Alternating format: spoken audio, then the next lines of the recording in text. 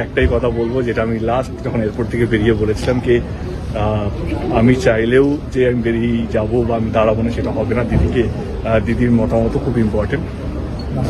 আজকের জন্য একটা লাইনই বলতে পারবো বা বলতে চাই কে যা বুঝতে পারছি, যা দেখতে পাচ্ছি, আমি রাজনীতি ছাড়লেও আমার মনে হয় রাজনীতি আমাকে ছাড়বে না। যেইখানে যেই রাজনীতিতে সম্পর্ককে সম্মান দেয় না, সেই রাজনীতি আমি করি না। আমি এটা আজকে নয়, আমি 10 বছর ধরে এটা আজকে নয়, এটা আমার 10 বছরের যে যা বলবো পালন করে এসেছি। আমার কাছে আমার সম্পর্ক, আমার কাছে আমার কাছের মানুষরা সবচেয়ে বেশি ইম্পর্টেন্ট।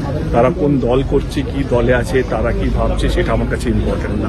এবং আমি চাই আমার বন্ধু বান্ধব দুজনরা তারা যেন সবাই সুস্থ থাকুক এবং ভালো থাকুক। মিঠুনদা ভালো আছে, সুস্থ আছে এবং লাস্ট যেরকমভাবে দেখেছিলাম সেরকমই মজায় আছে। Definitely normal routine check up, যেটা সকালে মনে হচ্ছে যেরকম কিছু না, যেটা মিঠুনদা আমাকে বললো।